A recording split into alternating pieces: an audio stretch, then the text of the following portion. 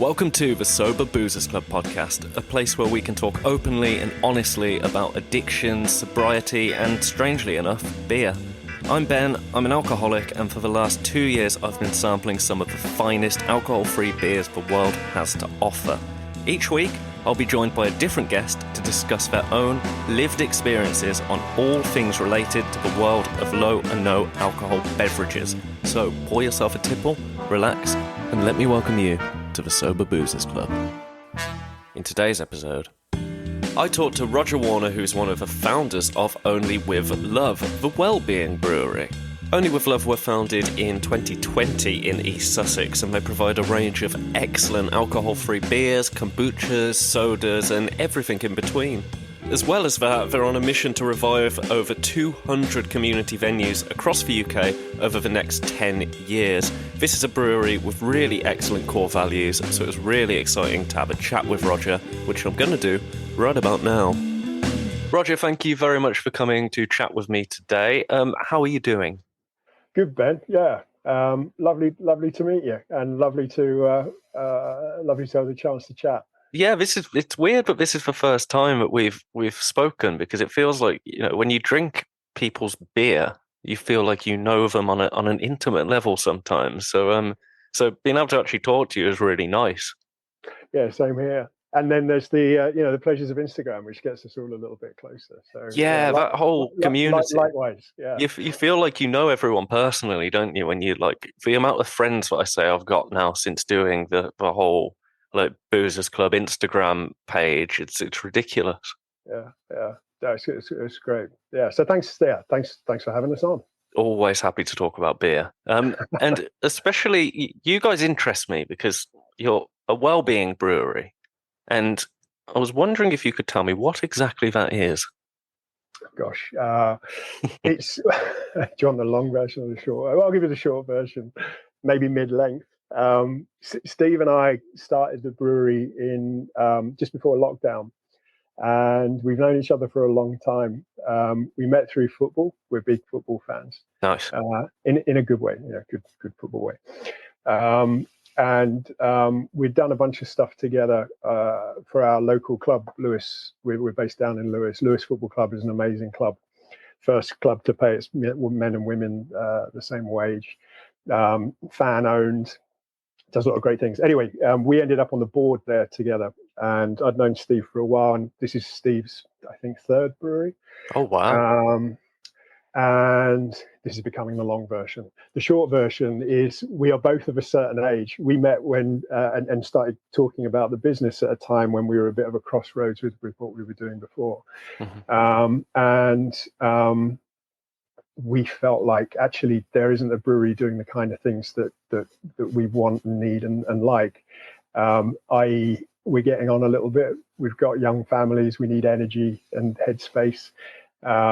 We've probably drunk far too much in the past, and we wanted to create something that did the types of beers which we were looking for and into, and not just beers. It's a broader product range. And Steve's a lover of all things fermented, so that stretches to kombuchas, and we've got hop sodas and so on. So that's it. So well-being is like a personal thing and a bit of a personal mission for the both of us. And so we're not like your average. I would say average. We're not like your normal craft brewery, right? We don't really occupy a space where we're brewing high ABV, double IPAs and whatnot, 8-10% or so. We've only ever been interested in brewing stuff which is through to around about the 5% mark. So the volume of our beers they're all like super sessionable, accessible, like fun time beers. And from the get-go, we knew that we wanted to develop alcohol-free as like a core part of that, like probably the most interesting thing that we were setting out to do. And we'd been brewing and selling for a year or so before Steve had perfected the way of doing it. And the alcohol-free is just it's purely an adjunct of the best beers that we do, and we're doing at a time. So that was a bit of a might get into the voyage of actually brewing alcohol free stemmed from the mid-range session beers that we're doing. And lo and behold, Steve's very talented. We got something super right, and this is fairly early on in our journey. And here we are. We've got a GCAF range of pale ales is the biggest selling product that we have, hands down, and we're just delighted because that's the future.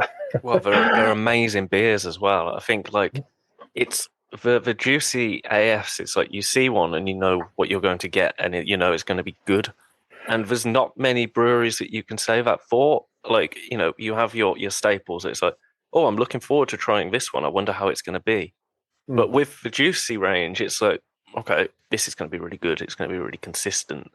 And I think we really got that going for you. Thanks. It's not. To be honest, it's not always been easy, and it's particularly at the start, not always consistent. I think anyone who's brewing this stuff would tell you the same. It's a bit of a voyage of discovery, but we've honed that. But our groove is pale ale. You know, we I don't think you'll see us doing a lager. There's plenty of great lager out there. You know, Lucky Saint, Mash Gang do terrific lagers, stout, Guinness, and so on. But if you think about your staples, it's those three. It's a pale ale, a lager, and a stout. If you think of the mass market and like what's going to be in your fridge at any given moment. You're going to want a stout, you're going to want a juicy pale, and you're going to want a lager. It's standard, isn't it? Exactly. So exactly the same with our trade customers. So we sort of refined it over time, and we have in the past done again variations of some of the funner like beers that we've done, like a cream soda pale ale and chocolate pastry stout and so on. But we just got into the group and said, okay, well that's a staple. We want to be a staple, and we want to be known for that. And by just focusing it down, then we can improve on do less is more kind of thing, right? The quality and the learnings and the product is. I hope you'd agree. It's just gotten better over time. Yeah, for sure. Because I kind of doing what I do in terms of beer sampling, I suppose you'd call it, or drinking beer and filming it and putting it on Instagram, for lack of a better phrase. I get to drink a lot of beer, but I only get to drink it once in a blue moon. So it was you guys I came across quite quickly into my sober journey, along with your Mash Gang, your Low Ties, etc., etc. And I drank it, and it was very, very good. I thought, oh, okay, this is nice. And then I drank a load more different beers, and I was kind of naive. I'd see Juicy AF, and I was like, oh no, I've had that one before. And then I realized that was the range, and I was like, "Oh shit, man! I've been an idiot here." So I went back, and I was like, "Right, okay, I'm going to drink another one." And it had been maybe 6-8 months, and even in that period, it was like, "Wow, like this was really good the first time around." But I don't know if it was just that I drank so many beers in between, and I'd kind of forgotten about it.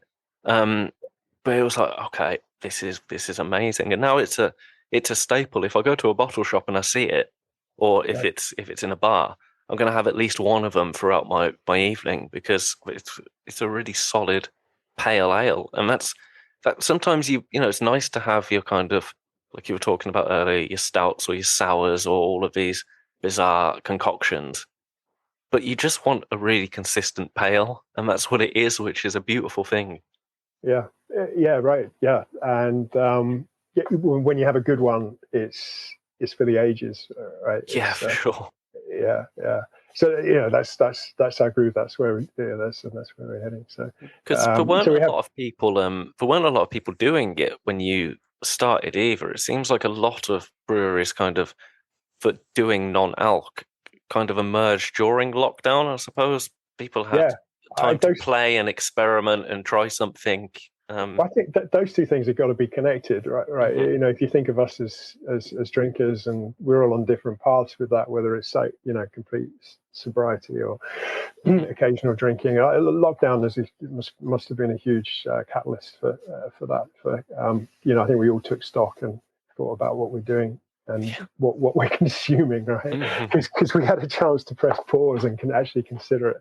But I don't know. You look at all of the data that's out there. We know it from our reality in terms of what's selling and what's gone on well. The alcohol-free space is exploding, and I guess like 2.5-3 years ago, there wasn't a great deal of choice, and prior to that, and beyond.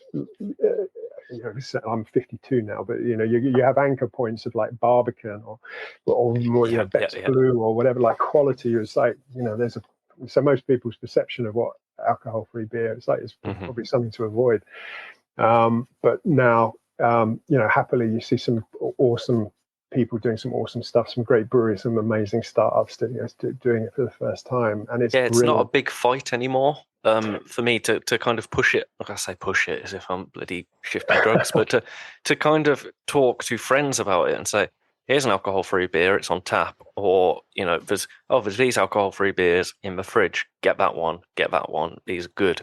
Instead of it just being, okay, here's a Heineken. Yeah. It's like you can actually have a conversation now and recommend good beers, and people go, a lot of my friends will still go, oh, this is all right, actually. Or, this is really good, actually. It's like, it's just a beer, man. Like, whereas it's a few years ago, it would have been, dire. I mean, I'm so lucky I got sober when I did, because if I'd have had to get sober, I mean, I probably should have got sober 3 years before, but I don't think I'd have been able to do it.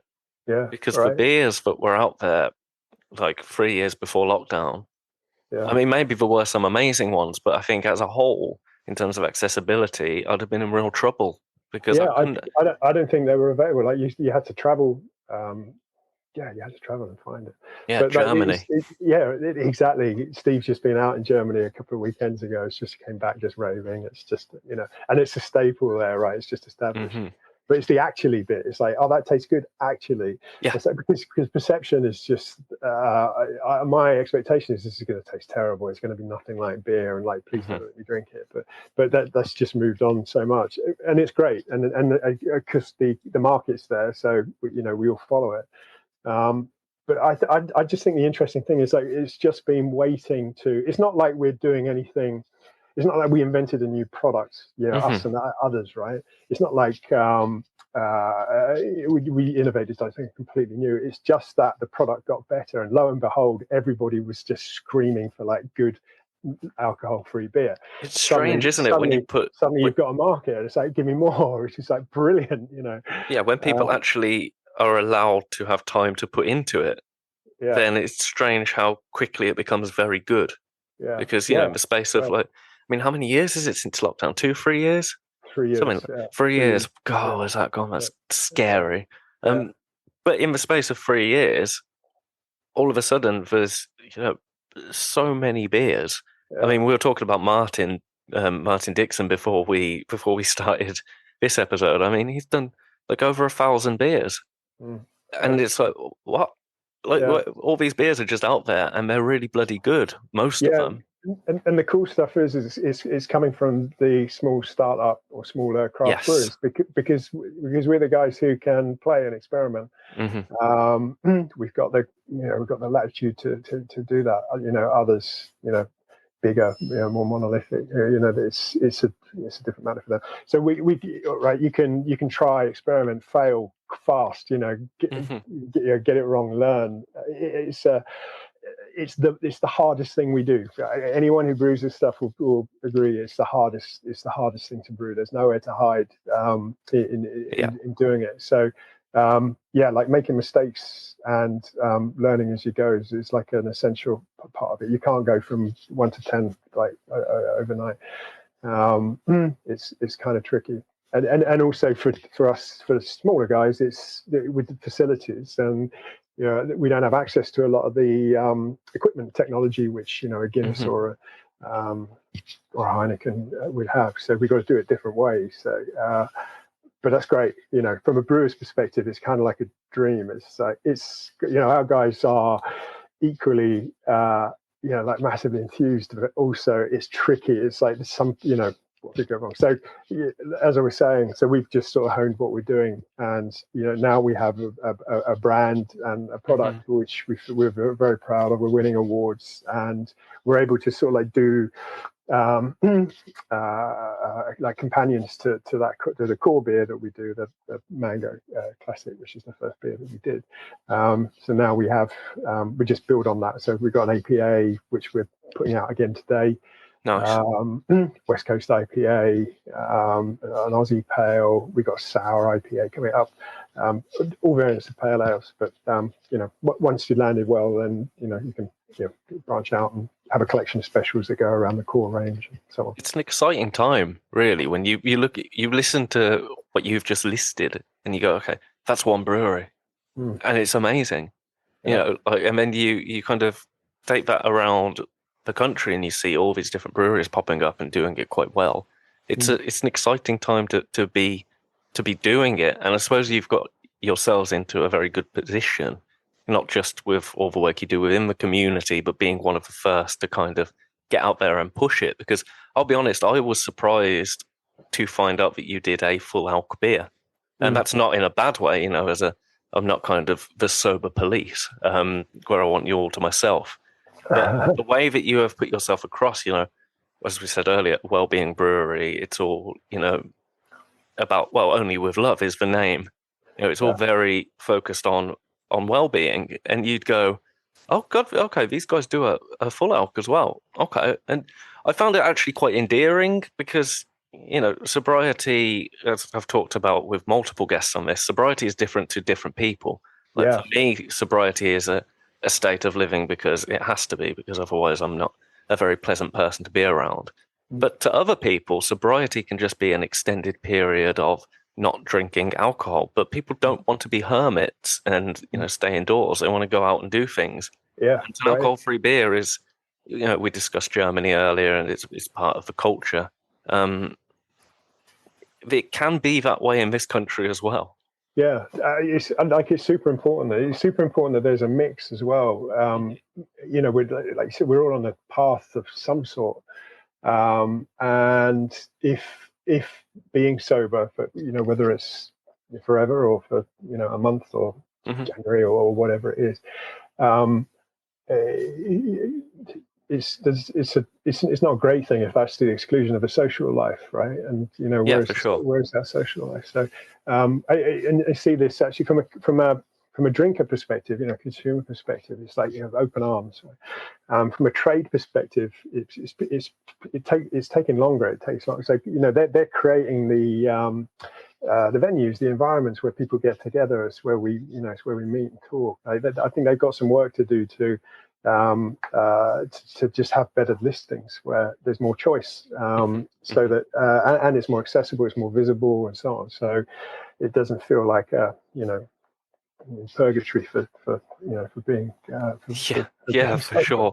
It summed it up to me. There's a pub by me that has a dedicated alcohol-free tap I discovered recently, and they change it every kind of few months. And I felt the need to message them and say, I think this is really amazing that you're doing this. And then I sat and thought, and I was like, okay, it is amazing that they're doing it, and I really appreciate that they're doing it, and it's really cool. But why should that be so celebrated? This should just be the norm. I know it's not right, and so there's a way to go there. That's true, and I do feel for the guys who are running the venues, publicans and whatnot, because they're coming out of a tricky time, right? We're not over the shocks of COVID, no, and it's getting harder. Cost of living from a consumer perspective, also the cost of running the business. There's so much in that. So it's a tough time still to make margin and have the business running as effectively as possible. And they're looking at a choice. If you're thinking about taps, if you've got 8 taps, then absolutely. I've got to. Am I killing one? I'm taking one tap off to put an alcohol free. That's a big step for anyone to take. What's the payback on that? So there's risk involved for them. But happily, that's changing. We know through our experience where it's stocked on draft and the line's sort of fixed. Then then they're going through it pretty quickly, and then it's only going to get get through it quicker. It amazes me how many of my friends will send me pictures of pints that they've had on draft. It's like it's how I discover most of the beers in the area that are available on tap, because I don't go to as many pubs as I used to. I say as many pubs. I used to go to pubs every single day, so that would be pretty impossible. It's shocking how many pictures I get sent through from, let's call it, standard drinkers saying, "Oh, look, I've just had this. It's good." Yeah. It's like, oh, okay, cool. So people do buy these drinks. Yeah, it's good. Not a myth. People are drinking them for lots of different reasons too. It's not just, there might be spaces. I'm going to have a pint of whatever, and then I'm going to have a pint of AF, and then it's but anyway, it's that's changing for the good. But I think that trade side of things, the venue side of things, they've got stuff to catch up on. But at the same time, it's difficult. It's really difficult for them because they're having to make commercial choices as they go, and there's always risk involved with that. And they're not out of the woods yet in terms of everything that we've just been through. But it's going in the right direction, and that's great. Yeah, for sure. Is that where you think the kind of future should head towards? Drafting in most pubs, is that something that you're kind of working to, or is that we'd love to see a future where there's going back to the staples, it's like an AF lager, an AF pale ale, and an AF stout on draft. And of course it's a different case to the fridge, where either in the bottle shop or in or behind the bar, where you've got more space and you buy smaller amounts of stock and so on. You can just have more on show. A future like that, I guess we're there with lager pretty much, right? Guinness, fantastic. That's now often the case. A line of AF lager, a line of Guinness. We'd love to see the next line on, but that's over the course of time. There's probably quite a lot that needs to happen in order to get there. Right now, it's just a question for someone: do I take something off to put that one on? Yeah, it's a good point. How many raised? How many do I need? How many taps do I have available? It's all that kind of thing, right? But I think we'll get there. Meantime, the fridges. We're talking about pubs and bars. Meantime, the fridges are getting stacked with like good AF products, so that's brilliant. Yeah, that's been the thing that I've noticed maybe in the last 6 months, is that you'll peer down into that dusty fridge behind people's feet, and you go, okay, and it's like, oh no, these are cans I recognise. And it's not just your generic blue labels and green bottles, and you go, is that Heineken or is it Stella? Which one? You're actually seeing artwork that you associate with, and you go, okay, I know what that is, I want that. And it makes my night when you see a decent option. It's like, oh, thank goodness, I love this place. And it could be the worst pub in the world, but if they do just one decent option, it's like, okay, I'm coming back here. I think that's a good thing, right? For the guys that are doing it now, that's a draw. They'll be getting customers. So, you look at it as a whole, the stats are like hideous. So if you think of like the number of people proportionally who want to drink alcohol free versus the amount of options that are on a menu or a beer lineup, they're totally out of whack. There's it's something like 10% to 20% alcohol free if you're lucky. There's more of us than that who want to drink good alcohol free. I say to these people all the time, it's like, you need to talk about this. You need to push this, because even on my page, I've had multiple people message me when they find out I'm in a pub that does alcohol free. They go, oh, I live 5 minutes away from there, I'm going to go. And then I had people tagging me in posts in said pub like the day after. It's like, that's one post from someone who's got in the real world, I've got a fairly mediocre following on Instagram, and that's just one post saying this place does this on tap, and people go, oh, okay, I'll go there. That's how a movement starts, isn't it? Really? Yeah, it's great. And so everything that you're doing there is just fantastic. Like the world needs you. Oh, I don't know about that. No, sincerely, it does. There's it needs the right people saying the right things and trying the right products, and just getting out there and shouting about it. It's the thing. I think the whole community is amazing for that. Like we mentioned Martin Dixon earlier, Alcohol Free World, and came onto the podcast, and it's one of my favorite episodes because it was just talking to him about alcohol-free beer as a fellow consumer. Mm. And, he's far more educated than I am on the matter. But it was fascinating, and the passion that he has for it. And, you've got so many other pages out there just talking about alcohol-free beer, and you'd think it was such a niche subject, but it's really not. It goes so much further, and now, full alc people are getting involved now, and like, let's say real beer drinkers or full fat beer drinkers are weighing in on the alcohol-free world and not being negative about it, and actually talking to me about beer as if we were equals. It's like, what? I can have a grown-up conversation about grown-up drinks with someone again. It's wild. Yeah, it's right. Such a good community. And then you can get past like the alcohol freeness of it and talk about the actual thing, it's just when it comes down to it, it's just, this is a nice liquid that I like to drink. Do you like to drink this nice liquid? Yeah, I do like to drink this nice liquid. Okay, cool. Like it can be so simple, can't it? Yeah. So it's all good. It's good times. There's lots of great things going on, and we're moving there fast. So, yeah. How did you find when you, speaking of, the whole full alc negativity, etc., when you started doing alcohol free, was there any backlash, or were there people saying, like, this isn't going to land, or were you quite lucky that it was, a tight knit team and you kind of surrounded yourselves with people that believed in the process? I think we're in a good part of the world. You go all across I mean, we have amazing craft beer. The scene in the UK is just incredible, and you have these pockets where there's lots of different breweries and lots of good stuff going on. We're in a great spot. We're in Sussex, and literally a stone's throw away in and around the Lewis area, where we hail from. Some incredible breweries, and I think part of the reason for that is we've got an amazing scene of independent pubs as well. Pubs, bars, restaurants, who are incredibly supportive of local suppliers. So we've generally found that it lands, like, we felt that it landed locally, like, really, really well. Nice. And also for us, we're not unique, but we certainly are in terms of who we are, what we do, the type of stuff we produce in amongst that melee of folks locally to us. So we had a really good welcoming.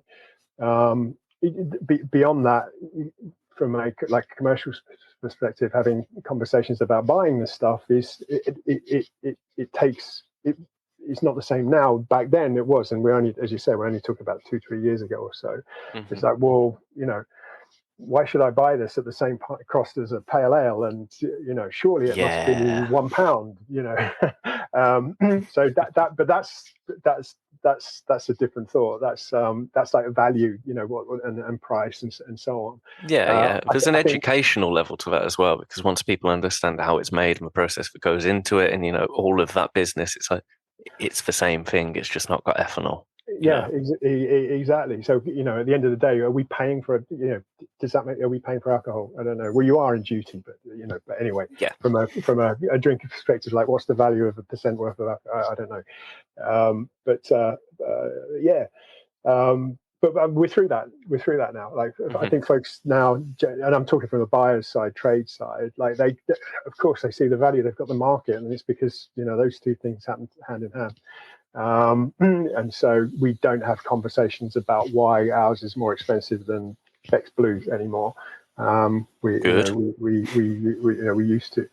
And then that makes my blood boil. Like, there's a part of it, like, it's just, that's abhorrent. I found out recently about a certain, and we won't name them, but a certain brand that basically give their beer away to major supermarkets, and it's like, okay, so you're the reason why we can't have good beer in big supermarkets, and it's just like, it's tough. It's tough for every craft brewery, every small outfit, but then again, it's a premium product. Like, the provenance is, like, massively important. People want that, right? Everybody who enjoys beer wants that. They want to for sure. It's a treat, and it's an adventure to go and get. I love going to my bottle shop to get bottles, Mm. Like I love it, and especially now that I get a lot sent through to me and have to, like I say, I have to. It's as if as if I don't have an option. But every month, if a new beer comes out, it's like, okay, I'm going to order and that. I'll order it from this website. It will arrive the next day. Then I'll film them over the course of a week. It's a process. So now, when I actually go to my bottle shop, it's like, oh, I love this. This is Yeah, really nice, and I go and I spend over an hour in there just yeah, talking about beer yeah. and like, and then I'll get That's the same that. six beers that I like, I love, that I Yeah, don't get to have very often because that's the magic of the bottle shop, isn't it? The magic of the retailer. You got an yeah, Aladdin's cave of stuff that you never knew you wanted, yeah, but and was I love it waiting so for it. much more now than I ever used to when I was a full fat beer drinker. Yeah, I took myself as someone that loved beer. I was like, oh yeah, this is a really good beer. It's like 8%, like dipper, whatever. Um, but actually, 2 pints of that, and then I was just on the red stripe. yeah, It was you have your 2 pints and then you've got that lovely 2 pint buzz, and then I was just like, yeah, whatever. Like, give me a Carlsberg, I'm fine. Um, so I love and appreciate beer more now than I ever did as a drinker. yeah. Right. Yeah, you can taste what's what after the third or fourth. Yeah, Yeah, and also, and this is maybe a strange one to say, but I also know when I've had enough liquid now. Like yeah. after 4 pints, I don't care how lovely it is. I'm kind of like, okay, I'm done for the evening. Like I'm going to It's, save these beers for another night now because I'm just yeah, full.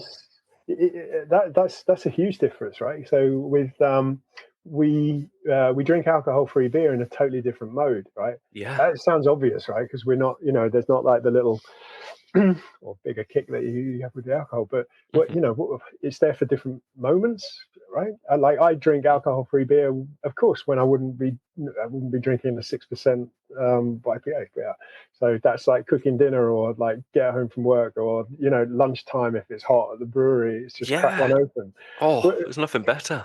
We used to have fun when we were first selling. We would I'd be zipping around in my car, delivering boxes of GCAF in in like freaking 30 degrees of sun. Like Mhm. I'm parched to say, I'm going to crack open. So I'm sat there with a 440 can of beer next to a Yeah. police car at the traffic lights, feeling like you know, hook me, Yeah, yeah, yeah, just hook yeah. me. That's great. But feeling weirdly subversive as well, naughty. It's strange, isn't it, the feeling? Like I can remember the first couple of pints I had on tap and walking back to my car. I kind of felt like I was walking a bit skew with, and I was like, Yeah, "Oh, this is." And then it was like maybe it wasn't alcohol. And it's like, no, of course it was. I saw it, and but the yeah, kind of placebo effects you get is really strange. yeah, right, yeah. There's But I it's a love that whole psychosomatic, yeah, talking about the whole police thing. I would love to get pulled over.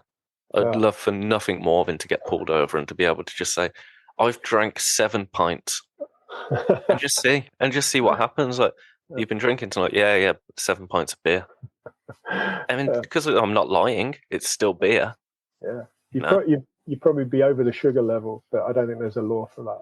So Yeah, you're all right. yeah. They can't Yeah, stop me on a sugar yeah, high. yeah, That's when liberty is lost. God help me if I introduce that. I don't think I can give up another thing. yeah. There's definitely it's psychosomatic. There's definitely Uh we do huh. we do festivals and events and we're slinging them all day, and it's it's hot summertime. And Yeah, yeah, I've had about 12 cans, but I feel great. yeah. I'm not drunk. I just feel good. Yeah. I just think beer's it's just nice, isn't it? It's just like there's some elite level beers, aren't there? And like festival beers are great. Mm. And if you can get that sensation without the booze, that's just a wonderful time to live, isn't it? Yeah, that's right. Yeah, totally. So, what do you think the future looks like for you guys? What are your short term plans, and where would you like it to go? Obviously, you mentioned the core range and being happy with that now, and Yeah, alluded to some of the beers that you've got in the works. But yeah. where do you want to take it? Gosh, we're pretty much at capacity where we are now. So Nice. that's from a couple of tanks, which are like quite a lot now. So growing, but like growing sensibly. The alcohol free is the future, and our product line is geared to well-being, right? Mm-hmm. So the alcohol-free is just a huge part of that. It's the most important, commercially speaking, and as I said, also kind of the funnest and hardest, trickiest, and most rewarding to do. So we've got like another, the next step is like a version 2 type thing, which will mean moving probably bigger brewery, expanding where and how we sell. It's been full on the last 3 years or so, but we'd like to see our stuff in supermarkets soon. So we're doing a lot of work around that this year. I pray. Well, but you would do that sensibly. Yeah, for sure. Like walking, not running. And the other thing that we do is we have a venue. We have one venue now in Lewes, and we call our venues brew cafes. So they're not tap rooms, they're not pubs. They're sort of a weird European like feel mixed to it. It's like I like that. It's not a social club, but it's not a brewery. I'm here for it. Right. So and that again, that's where we came from. Steve's Northerner from Borough. I'm here, but spend too much time in sort of community things with sports and so on. It's like it's definitely community. So the one in Lewes is a joint venture with the council. Nice. It's actually in a community centre. Oh, cool. And then we've got just loads of good, amazing things happening there, from knitting clubs to indoor bowls to amazing mix of ages, like kids, dogs running around. Anyway, more of those, and so we're building like a template that we can work to, and we want to get involved with discussions with like local authorities, probably locally, southeast in the first instance as like a next step, but then further afield. And the idea there is that we have like a really mixed offering, from beer to alcohol free to soda to kombucha to other people's products and guest products, all local produce, cakes, tea, coffee, toasties, food trucks, and it's like a big mix of stuff, but it's cafe style. It's more like what you'd see on Europe than, it's really bizarre. I mean, like sat and done these podcast episodes. Obviously, I've filmed some of these at like months ago, and I'm only just getting around to releasing some of them. But every episode kind of has a link in them where. So what you've just described, I was talking to Andy Mee from the alcohol-free drinks company very recently, and he kind of described his sober utopia and what he thinks the future of hospitality and bars should look like. And you've basically described it, which is kind of like, okay, it's interesting that we're all kind of on a similar level where we can see where we would like things to go. So it's interesting to hear someone that's actually, putting this in place and wants to do it. It's really exciting. Like, but we have a social mission as well. Like, so for the brew cafe, the venue that we have in Lewes, it was disused all through COVID. They'd spent the local council spent a lot of money redeveloping it, and it was sat unused. So these are like underloved, underserved sort of places, which maybe a bit out of the way, but with the community and historically have been a really important part of that community. They've been busy places, but have sort of just, I don't know, fallen away maybe. And they don't have a lot of resources behind it, and there's not a lot of money sloshing around at a local council level. So they don't really have the wherewithal to do things with them. So we want to partner with those types of people. Say, okay, we've got that expertise. We have an offering. We've got product. Got other things else to throw into the mix. Got a model for it. Let's do stuff together. But ultimately, that's a bit of a social mission. It's about the social good that we can bring through, and again, well-being, alcohol-free, etc. It's just a huge thing for us. We want goodness to come from it. It's not just a commercial. The idea of us just like slinging cans to supermarkets, full stop, would be like, I want to shoot myself tomorrow. We don't want to be a sausage factory. Or a beer sausage factory. Right? Well, this is the thing. Like, when you come across a brand like yourself, you go, okay, I like this, and I want it to be good. So, before I opened the can, I wanted it to be good. Yeah, And right. I mean, it's good that it was, because otherwise that would have been utterly heartbreaking. But there's a lot to be said for a brewery wanting to do good for the community and in a really open way. I think that's Yes, excellent.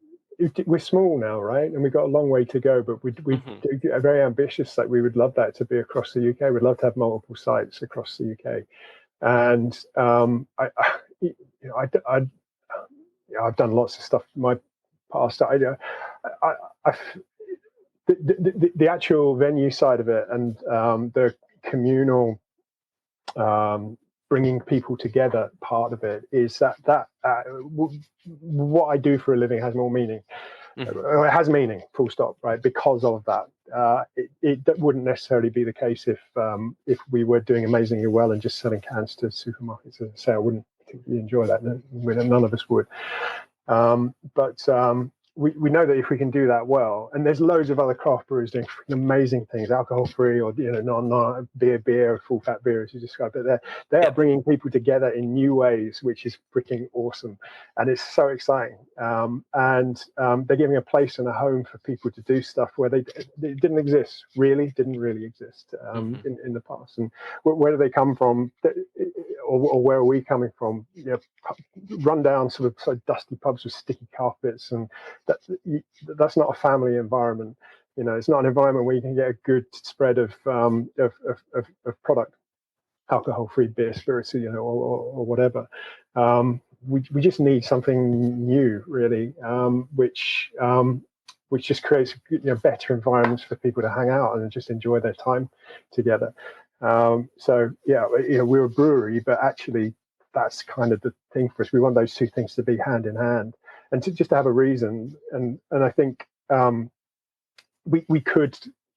We couldn't right now because we're still startup mode, but we could say 10% of profit goes to so and so, and Hmm. hand it off to someone else. That's great, but actually, our version of doing good would be bringing people. We want to bring people together. Yeah, That's it, actually right? doing work on the ground, rather than passing it on and seeing what happens with it. Yeah. So the future, sort of rambling, long-winded answers to your questions. The future is a lot of that stuff, and where we touch wood, where we make money, we become more profitable over time. We will want to put profit into those as well, and that business model is sort of self-fulfilling as well. So Hmm.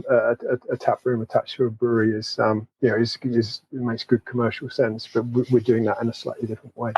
Well, I can't wait to see it, because it sounds like you really are invested in this, and you can hear when you talk about it. This isn't just a brand, and this isn't just something that you said. Okay, this is what the brand is about. These are the brand values. They're your values, and that's why you're doing it, which I think is really refreshing to see. And you're Oh, seeing it thanks. with a lot of these kind of startups, but yourselves in particular. It's a really relevant thing, and it's a really visible part of what you do. Yeah, it's very personal as well. So Yeah. I was mentioning earlier where we started. You asked well-being, and just sort of part of history there. Hmm. That's Steve, my partner, and I sitting down, and over the course of time, again, we could, wouldn't it be awesome if there was a place where we could bring the kids, the dogs, and and not drink, Yeah. or have an occasional drink, or Hmm. and Still feel like an adult. Still feel like yeah, you're doing something social, and you're not just in the corner of a dusty pub with an orange juice, not enjoying it. yeah, right, yeah, which is huge, and we're all on that part. Yeah, that's something that's very dear to me as well. I'm super conscious and aware, and my relationship with alcohol fluctuates. Hmm. But yeah, the idea of it being something where you actually have to remove yourself in order to not drink that's a terrible. That sucks. That right. That's Yeah, uh, yeah, it's for dogs. uh, right, because the social side of it that's the tonic. That's the for my perspective, that's the thing, right? It's the Yeah. social side is the thing. It's not the liquid that you're consuming. Right? It's the company you keep and the good times that you have together. But yeah, it is exciting right now. There's lots of on the brewery side. There's lots of breweries doing lots of flavors of that in different ways, which is Hmm. it's cool. It's just so much more exciting. There's so many better things to do now. And I think they get it, and the pub trade gets it, and and you just get it. They're all evolving in this kind of way to be just broader, more accessible, and having better products at the end of the day. Well, I can't wait to see how all of that goes. I can't wait to see what the future holds for you, and I can't wait to drink some more of your beers because it's been too long, quite frankly. So I'm going to make sure that I do that on my next bottle shop visit. Do that, yeah. We'll pop some up to you as well. Yeah, we've got the APA came off the canning line today, so that's still cold. I never say no. Yeah. Roger, thank you so much for coming and chatting to me today. It was really nice for you to come on. I was waiting for Martin to make an introduction, and then when you dropped me a message, I was like, "Hey," I was like, "Okay, hey." It was nice. So thank you very much for taking the time out of your day. That's been great. Thank you, mate. Really appreciate it. Full disclosure, since recording this episode, he has sent me those beers. I have drank all of those beers, and I can confirm they are incredible. So do yourself a favour and get yourself some. Thank you for listening to this week's episode of the Sober Boozers Club podcast. My name is Ben Gibbs. You can find me on the social media at the Sober Boozers Club. For more information on Only With Love, head to their website, onlywithlove.co. And before you say, no, I'm not missing out the .uk, it is really just .co. So go and do that, and I'll catch you very soon.